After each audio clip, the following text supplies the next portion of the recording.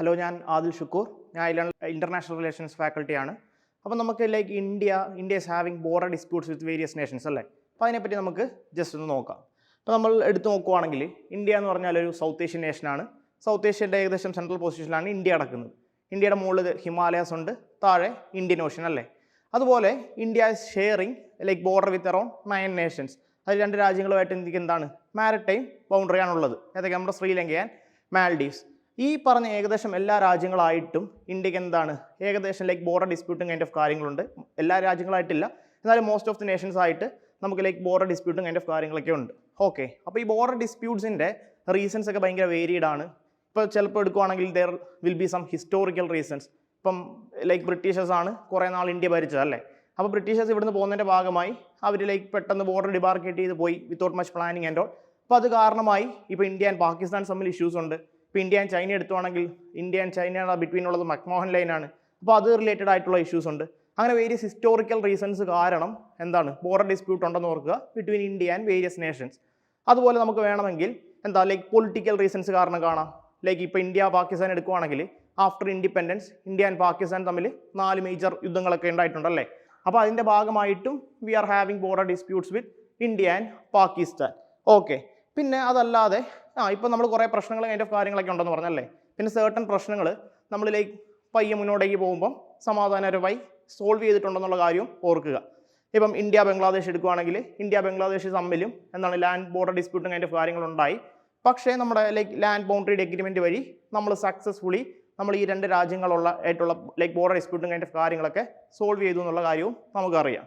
Okay, നമ്മൾ ഇന്ന് നോക്കാൻ പോകുന്നത് ഇപ്പോൾ ഇന്ത്യ ആൻഡ് നേപ്പാൾ എടുക്കുവാണെങ്കിൽ ഈ ബോർഡർ ഡിസ്പ്യൂട്ടിൻ്റെ റീസൺ കുറച്ച് വെറൈറ്റിയാണ്.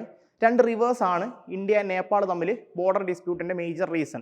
അല്ലെങ്കിൽ ആ 2 റിവേഴ്സാണ് ഇന്ത്യ ആൻഡ് നേപ്പാൾ റിലേഷനിൽ വില്ലനായിട്ട് വരുന്നത്. ഓക്കെ, അപ്പോൾ അതിനെപ്പറ്റി ആ 2 റിവേഴ്സ് എന്താണ്, ആ റിവേഴ്സിൻ്റെ കാരണം എങ്ങനെയൊക്കെയാണ് ബോർഡർ ഡിസ്പ്യൂട്ട് ഉണ്ടാകുന്നതിനെ പറ്റിയാണ് നമ്മൾ ഇന്ന് ജസ്റ്റ് നോക്കാൻ പോകുന്നത്. ഇപ്പോൾ ഇന്ത്യ നേപ്പാൾ എടുത്ത് നോക്കുവാണെങ്കിൽ നമുക്ക് 2 ബോർഡർ ഡിസ്പ്യൂട്ടാണുള്ളത്. അതിലൊന്നാമത്തതാണ് കാലാപാനി ഡിസ്പ്യൂട്ടും രണ്ടാമത്തത് സുസ്തേവാണ്.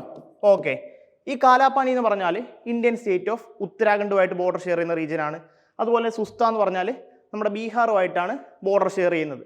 അപ്പോൾ ഈ 2 റീജിയനും പ്രസൻ്റ്ലി ഇന്ത്യയുടെ അടിയിലാണ്.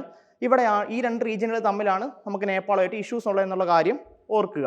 അപ്പോൾ എങ്ങനെയാണ് ഏതൊക്കെ 2 റിവേഴ്സാണ് ഈ കാലാപാനി ആൻഡ് സുസ്ത റിവറിൽ ഇൻവോൾവ് ആയിട്ടുള്ളതെന്ന് നമുക്ക് നോക്കാം. ഓക്കെ, ആദ്യം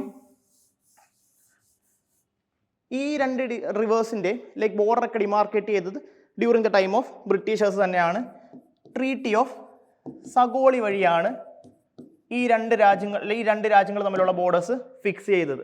ഇത് ഇന്ത്യ പണ്ട് ബ്രിട്ടീഷുകാർ ഭരിച്ചുകൊണ്ടിരുന്നപ്പം ബ്രിട്ടീഷുകാർ നേപ്പാളുമായിട്ട് പോയി സൈൻ ചെയ്തതാണ് ട്രീറ്റി ഓഫ് സഗോളി. ഇപ്പം ബ്രിട്ടീഷുകാരെന്താണ് ഇന്ത്യയുമായിട്ടുള്ള നെയ്ബറിംഗ് സ്റ്റേറ്റ്സ് ഒക്കെ ആയിട്ട് യുദ്ധം ഉണ്ടായിരുന്നു അല്ലേ. ആംഗ്ലോ ബർമീസ് വാറുകൾ ഉണ്ടായിരുന്നു, ആംഗ്ലോ നേപ്പാളീസ് വാർ ഉണ്ടായിരുന്നു, ആംഗ്ലോ അഫ്ഗാനിസ്ഥാൻ വാർസ് ഉണ്ടായിരുന്നു. അപ്പോൾ ആ സമയത്ത് ആംഗ്ലോ നേപ്പാളീസ് വാറിന് ശേഷം 1816 ഈ ട്രീറ്റി ഓഫ് സഗോളിയൊക്കെ പോയി സൈൻ ചെയ്തത്. ഓക്കെ, അപ്പം നമുക്ക് ഈ ട്രീറ്റി ഓഫ് സഗോളി വഴിയാണ് ഈ ബോർഡർ ഡിമാർക്കേറ്റ് ചെയ്തിരിക്കുന്നത് നമ്മൾ ഓൾറെഡി കണ്ടു. ഇനി നമുക്ക് ആദ്യത്തേത് നോക്കാം. ആദ്യത്തേതാണ് ലിബു ലേക്ക് കാലാപാനി റീജിയൻ അല്ലേ, കാലാപാനി റീജിയൻ. ഓക്കെ, അവിടെ വരുന്ന മെയിൻ വില്ലൻ എന്ന് പറഞ്ഞാൽ മഹാകാളി റിവറാണ് അവിടെ വില്ലനായിട്ട് വരുന്നത്. മഹാകാളി റിവർ. ഈ മഹാകാളി റിവർ എന്ന് പറഞ്ഞാൽ നമ്മുടെ ഗാഗ്ര റിവറിലേക്ക് പോയി ജോയിൻ ചെയ്യുന്നു. ഈ ഗാഗ്ര പിന്നീട് ജോയിൻ ചെയ്യുന്നത് ഗംഗയിലേക്കാണ്. അപ്പോൾ ഗംഗയുടെ ഒരു ഇമ്പോർട്ടൻറ്റ് ട്രിബ്യൂട്ടറിയാണ് മഹാകാളി എന്നുള്ള കാര്യം ഓർക്കുക. ഓക്കെ, അപ്പോൾ എങ്ങനെയാണ് ഈ മഹാകാളി റിവർ ഇന്ത്യ നേപ്പാൾ റിലേഷനിലൊരു പ്രശ്നമായി മാറിയെന്നുള്ളതിനെ പറ്റി നമുക്ക് നോക്കാം. ഇപ്പം ഈ ട്രീറ്റി ഓഫ് സഗോളി നേരത്തെ നമ്മൾ ഉണ്ടെന്ന് പറഞ്ഞു. അപ്പോൾ ഈ ട്രീറ്റി ഓഫ് സഗോളി വഴി ചെയ്യപ്പെട്ട കാര്യം എന്ന് പറഞ്ഞാൽ ഇതിപ്പം മഹാകാളി റിവറാണെന്ന് സങ്കല്പിക്കുക. ഓക്കെ, അപ്പോൾ ട്രീറ്റി ഓഫ് സഗോളി വഴി പറയുവാണ് ഈ മഹാകാളി റിവറിൻ്റെ ഇങ്ങോട്ടൊക്കെയുള്ള റീജിയൻ, അതായത് eastern region belongs to Nepal. അതുപോലെ തന്നെ ഈ മഹാകാളി റിവറിൻ്റെ വെസ്റ്റേൺ പോർഷൻ ഇപ്പുറത്തേക്കുള്ളത് വിൽ ബിലോങ് ടു ഇന്ത്യ. അങ്ങനെ ഇന്ത്യയുടെയും നേപ്പാളിൻ്റെ ബൗണ്ടറി ആയിട്ട് നടുക്ക് ഈ മഹാകാളി റിവറിനെ ഫിക്സ് ചെയ്തു under treaty of Sugauli. Okay, 1816 treaty of Sugauli വഴി ഈ മഹാകാളി റിവറാണ് നമ്മുടെ ബോർഡർ എന്നുള്ള ഫിക്സ് ചെയ്യുന്നുള്ള കാര്യം ഓർക്കുക. അപ്പോൾ എന്താണ് പിന്നീട് പ്രശ്നം ഉണ്ടായെന്ന് പറഞ്ഞാൽ റിഗാർഡിങ് ഒറിജിൻ ഓഫ് ഈ പെർട്ടിക്കുലർ മഹാകാളി റിവർ. ഓക്കെ, ഇപ്പം മഹാകാളി റിവർ ഒറിജിനേറ്റ് ചെയ്ത് ഏകദേശം വരുന്നത് ഫ്രം ലിംബിയാദുര എന്ന് പറഞ്ഞ റീജിയനിൽ നിന്നും ഒറിജിനേറ്റ് ചെയ്തുമാണ് ഈ മഹാകാളി റിവർ വരുന്നതെന്നാണ് നേപ്പാൾ പറയുന്നത്. ഓക്കെ, ഇന്ത്യ പറയുന്നത് കുറച്ചുകൂടെ താഴെയുള്ള റീജിയൻ കാലാപാനി, ഈ കാലാപാനി എന്ന് പറഞ്ഞ റീജിയനിലാണ് ഈ മഹാകാളി റിവർ ഒറിജിനേറ്റ് ചെയ്യുന്നതെന്നാണ് ഇന്ത്യ പറയുന്നത്. ഓക്കെ, അപ്പോൾ നമ്മൾ നമ്മുടെ ട്രീറ്റി ഓഫ് സഗോളി വെച്ച് നോക്കുവാണെങ്കിൽ ഇപ്പുറത്തോട്ടുള്ള റീജിയൻ, അതായത് ഈസ്റ്റേൺ സൈഡിലോട്ടുള്ള റീജിയൻ നേപ്പാളിനടിയിൽ പോകും, ഇപ്പുറത്ത് വെസ്റ്റിലോട്ടുള്ള region will belong to India അല്ലേ. പക്ഷേ രണ്ട് രാജ്യങ്ങളും ഇവിടെ പറയുന്ന ഒറിജിൻ ഡിഫറൻ്റ് ആണ്. നേപ്പാൾ പറയുന്നു ലിംബിയാതിരയിലാണ് ഈ പെർട്ടിക്കുലർ മഹാകാളി റിവർ ഒറിജിനേറ്റ് ചെയ്യുന്നത്, അതിൻ്റെ ഭാഗമായി ഇതിൻ്റെ ഇങ്ങോട്ടേക്കുള്ള എല്ലാം നേപ്പാളിൻ്റെ അടിയിൽ പോകും. ഇന്ത്യ പറയുന്നു കാലാപാനിയിലാണ്. ഓക്കെ, അപ്പോൾ ഈ ഇടയിലുള്ള പോർഷൻ ഇതുണ്ടോ, ഈ ലിംബിയാതുരയുടെ ഈ കാലാപാനി റീജിയൻ്റെ ഇടയിലുള്ള റീജിയനാണ് ഡിസ്പ്യൂട്ടഡ് ആയിട്ടുള്ളത് എന്നുള്ള കാര്യം ഓർക്കുക. ഇവിടെ റിഗാർഡിങ് ഈ ഒറിജിൻ ഓഫ് റിവർ ആണ് പ്രശ്നക്കാരനായിട്ട് വന്നത് അല്ലേ. ഇന്ത്യ പറയുന്ന ഒറിജിൻ ഡിഫറൻ്റ് ആണ്, അതുപോലെ തന്നെ നേപ്പാൾ പറയുന്ന ഒറിജിൻ ഡിഫറൻ്റ് ആണ്. അപ്പോൾ ആ ഇടയിലുള്ള റീജിയൻ എന്താണ്, ഡിസ്പ്യൂട്ടഡ് ആയി മാറി എന്നുള്ള കാര്യം ഓർക്കുക. ഓക്കെ, ഇതാണ് നമ്മുടെ ഒന്നാമത്തെ ഡിസ്പ്യൂട്ട് റിഗാർഡിങ് ഏതാണ് റീജിയൻ, ലിബു ലേക്ക് കാലാപാനി ലിംബിയാതുര റീജിയൻ. ഇവിടെ വില്ലനായിട്ടുള്ള റിവറാണ് മഹാകാളി റിവർ എന്നുള്ള കാര്യം ഓർക്കുക. ഇനി ഇതുപോലെ തന്നെ മറ്റൊരു ഹിമാലയൻ റിവറാണ് ഗണ്ഡക് റിവർ. ഓക്കെ, മറ്റൊരു ഹിമാലയൻ റിവറാണ് ഗണ്ഡക് റിവർ. ഈ ഗണ്ഡക് റിവർ ആണ് അടുത്ത ഡിസ്പ്യൂട്ടിന് കാരണം. ആ ഡിസ്പ്യൂട്ടാണ് സുസ്ത റിവർ ഡിസ്പ്യൂട്ട്. സുസ്ത എന്ന് പറഞ്ഞാൽ ബീഹാറിലുള്ള റീജിയനാണ്. അവിടെ വില്ലനായിട്ട് വരുന്നത് ഗണ്ഡക് റിവറാണ്. ഈ ഗണ്ഡക് റിവറും നമ്മുടെ ഗംഗാ റിവറിൻ്റെ ഒരു മേജർ ട്രിബ്യൂട്ടറി ആണെന്നുള്ള കാര്യം ഓർക്കുക.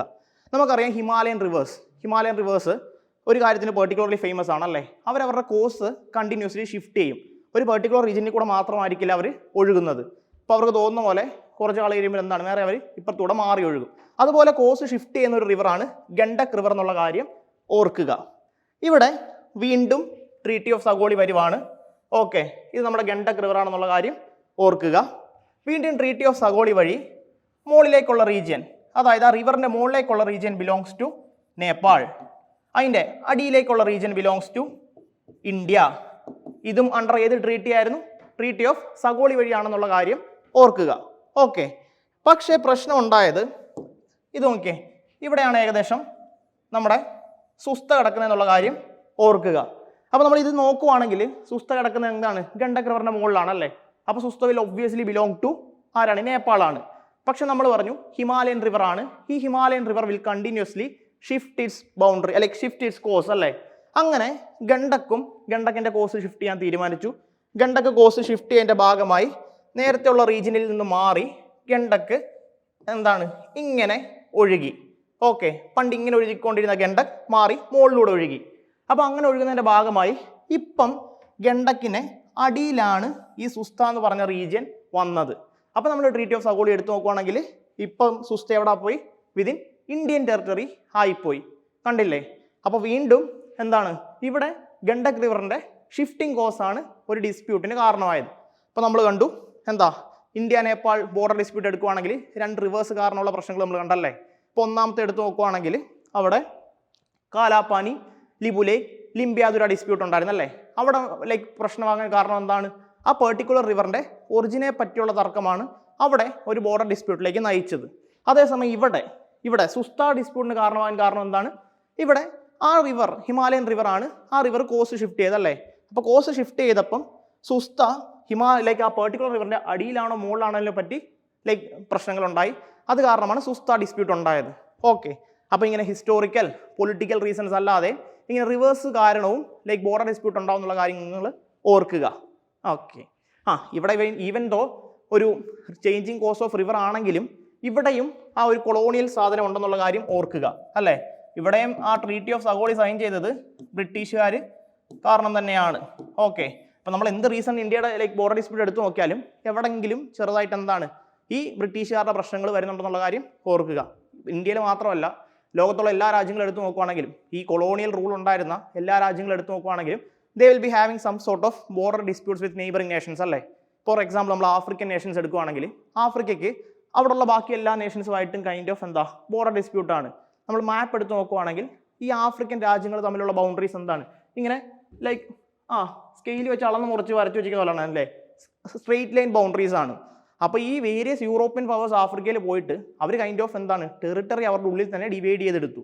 ഓക്കെ, അപ്പോൾ അതിൻ്റെ ഭാഗമായിട്ടാണ് അവിടെ സ്ട്രെയിറ്റ് ലൈൻ ബൗണ്ടറീസ് വന്നതും പിന്നീട് ഭാവിയിൽ ബോർഡർ ഡിസ്പ്യൂട്ടും കൈൻഡ് ഓഫ് കാര്യങ്ങൾ വന്നതും. ഓക്കെ, അപ്പോൾ ഇതാണ് റിഗാർഡിങ് എന്താ how river can play a role in, അല്ലെങ്കിൽ ഹൗ റിവർ ക്യാൻ എന്താണ് create issues in like issues with two nations ഉള്ള കാര്യമാണ് നമ്മളിന്ന് പറഞ്ഞത്. Okay, thank U.